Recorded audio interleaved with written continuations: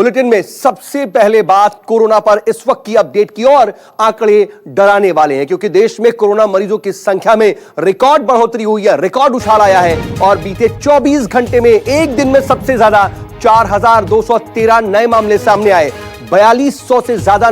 मामले बीते 24 घंटे में ही सामने आए हैं। यह अपने आप में एक दिन में सबसे ज्यादा नए मामलों का रिकॉर्ड है और बीते 24 घंटे में 97 लोगों की मौत भी हुई है। अब देश में कोरोना मरीजों की जो संख्या है वो बढ़कर 67,152 हो चुकी है, जबकि 2,206 लोगों की जान जा चुकी है। हालांकि इन सब के बीच जो 67,000 से ज्यादा मरीज हैं उनमें से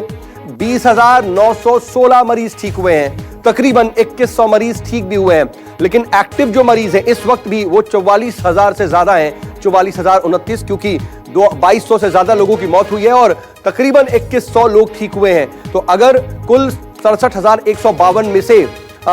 एक्टिव मरीजों की संख्या देखी जाए तो 44,029 है, लेकिन जो इस वक्त बीते 24 घंटे में 4200 से ज्यादा मामले सामने आए वो कहीं ना कहीं सरकार की चिंता बढ़ाने वाले हैं और कई सवाल भी इसके पीछे खड़े हो रहे हैं कि क्या लॉकडाउन 3 में जो तमाम रियायतें दी गई हैं, खासतौर पर शराब की दुकानों को खोलने की, कहीं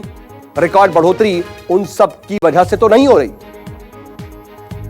पल्लवी झा मेरी सहयोगी इस वक्त मेरे साथ लाइव जुड़ रही हैं। पल्लवी, 4200 से ज्यादा मामले एक दिन में, ये जो आंकड़ा है, ये जो स्थिति है, ये डराने वाला है। कहीं ना कहीं आप कम्युनिटी ट्रांसमिशन से बच रहे थे, हम कोशिश कर रहे थे कि ये ना हो, लेकिन जिस तरीके से अब ना मामले सामने आ रहे हैं, क्या ऐसा तो नहीं कि हम कम्युनिटी स्प्रेड की तरफ बढ़ चुके हैं पूरी तरह से?